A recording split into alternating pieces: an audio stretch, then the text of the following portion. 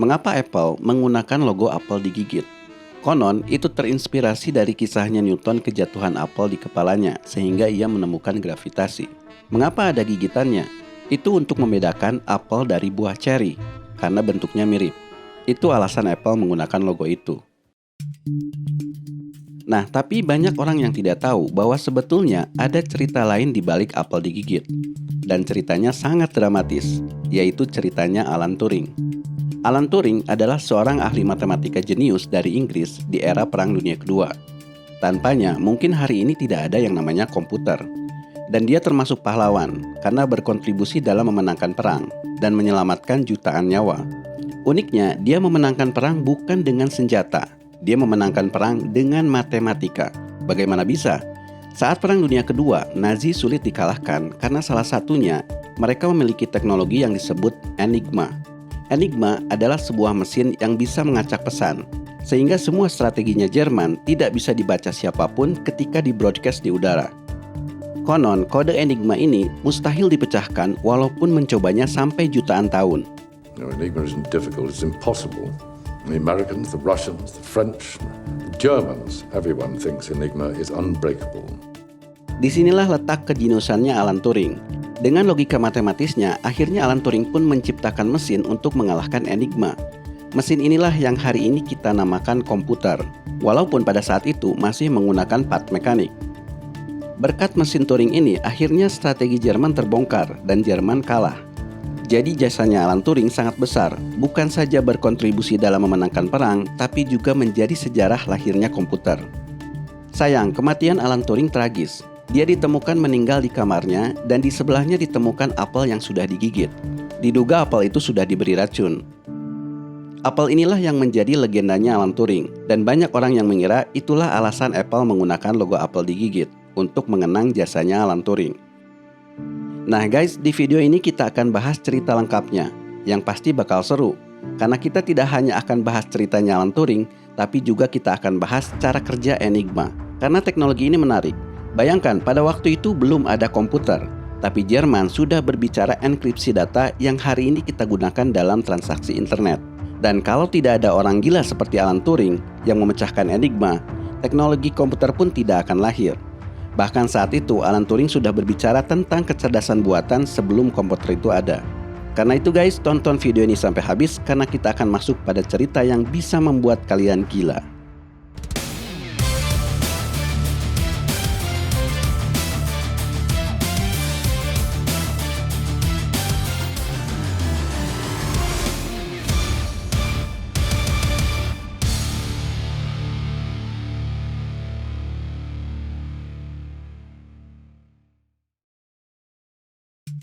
Kisahnya Alan Turing sudah diangkat dalam film The Imitation Game, dan kita sudah bahas di episode yang lalu bahwa judul Imitation Game diambil dari jurnalnya Alan Turing tahun 50, di mana di jurnalnya itu dia memperkenalkan sebuah permainan yang disebut Imitation Game. Imitation Game inilah yang memicu berkembangnya AI. Silahkan tonton episode sebelumnya kalau kalian belum tahu. Nah, tapi film Imitation Game sendiri sebenarnya diadaptasi dari buku ini, Alan Turing The Enigma. Cerita tentang bagaimana Alan Turing memecahkan Enigma. Tanpa adanya cerita ini, Alan Turing tidak akan menciptakan mesin yang hari ini kita sebut komputer. You're trying to build your universal machine. Electrical brain, a digital computer. Nah, untuk tahu ceritanya, pertama kalian harus tahu dulu latar belakangnya, yaitu tentang Perang Atlantik. Perang Atlantik adalah bagian dari Perang Dunia Kedua, dan ini adalah perang laut terbesar dan terlama sepanjang sejarah antara tahun 1939 sampai berakhirnya Perang Dunia Kedua tahun 1945. Terjadi di Laut Atlantik antara Inggris lawan Nazi Jerman. Mengapa perangnya terjadi di laut? Pada waktu itu, Inggris mempunyai kelemahan, yaitu wilayahnya dikelilingi laut.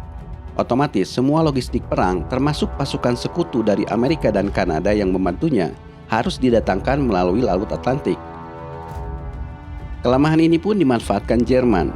Jerman terkenal dengan kapal selamnya yang canggih dan ganas, yang disebut U-boat. Hampir tidak ada yang selamat dari U-boat. Mereka bergerak seperti siluman. Entah posisinya di mana, tiba-tiba rudalnya membantai kapal-kapal Amerika dan Kanada, sehingga logistik perang tidak sampai di daratan Inggris. Mereka pun diibaratkan seperti serigala yang sedang berburu. Tiap hari mereka mengejar dan menghajar siapapun yang lewat Laut Atlantik. Lebih dari 5.000 kapal tenggelam oleh U-boat. Awalnya Inggris tidak tahu apa penyebab Jerman begitu efektif melakukan penyerangan. Tapi suatu hari salah satu kapal selamnya Jerman berhasil ditangkap dan di dalamnya ditemukan sebuah mesin. Mesin itu dinamakan Enigma. Sekilas mesin ini tampak seperti mesin tik, tapi ini bukan mesin tik. Ini adalah alat pengacak pesan. Jadi ketika Jerman akan melakukan penyerangan, semua kapal selamnya berkomunikasi melalui alat ini. Alat ini mempunyai cara kerja yang unik. Ketika kita mengetikkan huruf-hurufnya di mesin ini, huruf-huruf di atasnya akan menyala secara acak berbeda dengan huruf yang ditekan. Rangkaian huruf acak inilah yang kemudian di-broadcast melalui radio dalam sandi Morse, sehingga siapapun yang mendengarnya tidak bisa membaca pesannya sekalipun disadap. Welcome to Enigma. Details of every surprise attack, every secret convoy, and every U-boat in the bloody Atlantic go into that thing. But we have an Enigma machine. Just put the intercepted messages back into the Enigma and you'll get It's your not that simple. Memang Inggris sekarang mempunyai mesinnya, tapi disinilah cerdasnya Jerman. Mesin ini didesain supaya kode Enigma tidak bisa dipecahkan sekalipun musuh memiliki mesinnya. Mesin ini memiliki mekanisme yang sangat kompleks. Sekalipun kalian memijit huruf yang sama berulang kali, huruf yang menyala tidak pernah sama. Itu karena setiap tombol terhubung dengan rotor yang terus berputar untuk mengacak hurufnya setiap kali ditekan. Dan bukan hanya satu rotor, tapi 3 rotor yang berbeda yang berputar secara bergantian. Jadi tidak terbayang berapa banyak kemungkinan huruf acak yang dihasilkan oleh 3 rotor ini saja. Dan sebetulnya bukan hanya 3 rotor, tapi 5 rotor yang bisa dipilih berbeda dan bisa disusun berlainan. Dan tidak selesai sampai di situ. Di bagian depannya juga terdapat plug board yang bisa dicabut colok untuk menghubungkan huruf yang satu dengan yang lain, sehingga huruf acak yang dihasilkan rotor bisa diacak lagi. Maka ini bagian paling mengagetkannya. Kalau kalian kalkulasi semua kemungkinan settingan mesin ini dengan rumus permutasi dari susunan rotor, plug board, termasuk posisi awal rotor, kalian tahu berapa banyak kemungkinannya? Vibrators, 10 plug board cables, that's 1 million. 1,000 million. it's over 150 million possible settings. 159 with 18 zeros behind it. Possibilities. Ya, 150 juta kemungkinan cara menyeting Enigma. Sehingga kalau kalian mau membaca kode Enigma dengan mesin ini, kalian harus menemukan satu dari 150 juta kemungkinan itu bagaimana Jerman menyeting mesin ini. Kira-kira menurut kalian, berapa lama kalian harus mencobanya satu-satu? Diilustrasikan, kalau ada 10 orang mencoba satu settingan per menit dan mereka bekerja 7 kali 24 jam, maka butuh waktu 20 juta tahun untuk mencoba semua settingan Enigma. 20 juta tahun, sedangkan Jerman mengubah settingan Enigma setiap hari di tengah malam. Now, the Germans switch settings every day promptly at midnight, which gives you exactly 18 hours every day to crack the code before it changes and you start again. Sedangkan setiap hari kapal-kapal selam Jerman terus menghajar kapal-kapal musuhnya gara-gara kode Enigma. Itu sebabnya Inggris merekrut orang-orang jenius untuk memecahkannya. Salah satunya Alan Turing.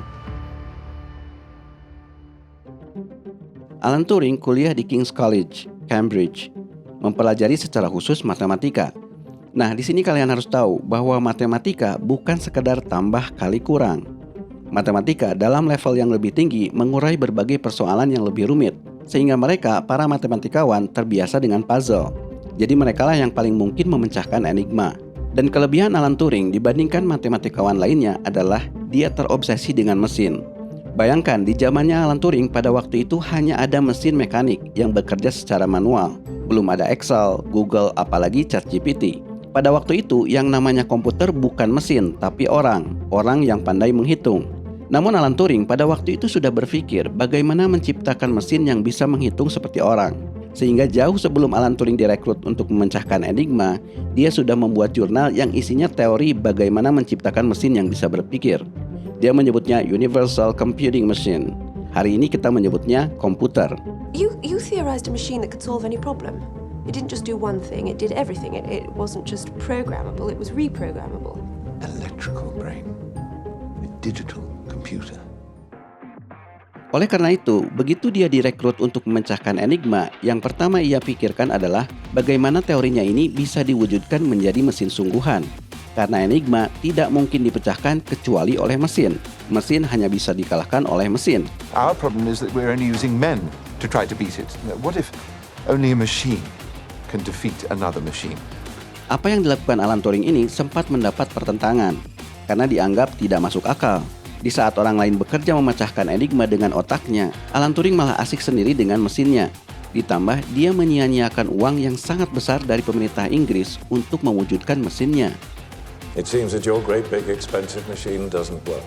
You will never understand the importance of what I am creating here. Namun pada akhirnya Alan Turing berhasil membuktikan bahwa mesinnya bekerja. Well, each of his messages begins with the same 5 letters. C-I-L-L-Y. It's impossible for Germans to be instructed to use 5 random letters at the start of every message. Kita tidak akan bahas detail bagaimana mesinnya bekerja karena terlalu rumit. Namun poinnya adalah kerumitan enigma akhirnya bisa dipecahkan Alan Turing karena dia dan timnya menemukan kelemahan enigma setelah dianalisis secara bahasa dan matematis. Salah satunya ternyata ada kata yang berulang pada kode enigma. Dan kata-kata itu disembunyikan Jerman lewat laporan cuaca yang setiap jam 6 pagi diberitakan. So that's 3 words we know will be in every 6 a.m. message. Weather, obviously, and Heil bloody Hitler. Heil bloody Hitler. Kata kunci inilah yang kemudian diinput pada mesinnya Turing. Dan mesinnya Turing akan bekerja secara otomatis untuk menemukan settingan enigma. Ketika diinput kembali di mesin enigma, pesan asli Jerman pun keluar. Okay, Miss Jaguar, the Alpha-Punkt is directed to 53 degrees 24 minutes north and Alpha-Punkt 1 degree west. Berkat keberhasilan ini, kapal-kapal Amerika dan Kanada pun bisa selamat dari keganasan kapal selamnya Jerman karena diberitahu lewat pesan enigma yang berhasil dipecahkan. Mesin Turing pun diperbanyak dan pada akhirnya berkontribusi dalam memenangkan perang dan menyelamatkan jutaan nyawa dari serangan Jerman. Dan seiring berjalannya waktu, mesin Turing pun terus disempurnakan hingga menjadi prototipe komputer yang ada sekarang. Pada bulan Mei 1945, seluruh Eropa bersorak atas kemenangan sekutu mengalahkan Nazi Jerman. Alan Turing harusnya layak mendapat gelar pahlawan atas kontribusinya. Sayangnya, dia justru tidak muncul di publik. Mengapa? Karena Alan Turing dan timnya bekerja di bawah sumpah tidak akan membocorkan rahasia bahwa enigma sudah dipecahkan. You were told when you started this was a top secret program. Did you think we were joking? Tear it down, light it up, sweep away the ashes. None of you've ever met before. None of you've ever even heard the word enigma. Sialnya lagi, Alan Turing punya kelainan. Dia seorang homoseksual. I'm a homosexual. Alih-alih dia menjadi pahlawan, justru dia diincar polisi. Awalnya dicurigai menyembunyikan sesuatu, tapi pada akhirnya dia ditangkap karena ketahuan melakukan hubungan dengan salah satu pria. Karena pada saat itu homoseksual sangat dilarang di Inggris. Dan dia pun disuruh memilih antara dipenjara atau terapi hormon. Dan dia memilih terapi hormon. Sejak saat itu, kesehatannya memburuk. Pada bulan Juni 1954, dia ditemukan meninggal di kamarnya. Di tubuhnya ditemukan racun sianida. Dan di sebelahnya ditemukan apel yang sudah digigit setengah. Menurut laporan resminya, dia mati bunuh diri. Tapi ada yang curiga bahwa dia dibunuh karena menyimpan terlalu banyak rahasia. You see everywhere it written that Turing committed suicide by biting into an apple that was laced with cyanide. This is a myth of our time. He might have committed suicide or he might not. I think we'll never know. Apelnya Turing pun menjadi simbol yang hari ini orang sering menghubungkannya dengan logo Apple, walaupun sebenarnya tidak berhubungan. Rahasia Alan Turing memecahkan enigma tidak diketahui selama 50 tahun, sampai akhirnya dibuka.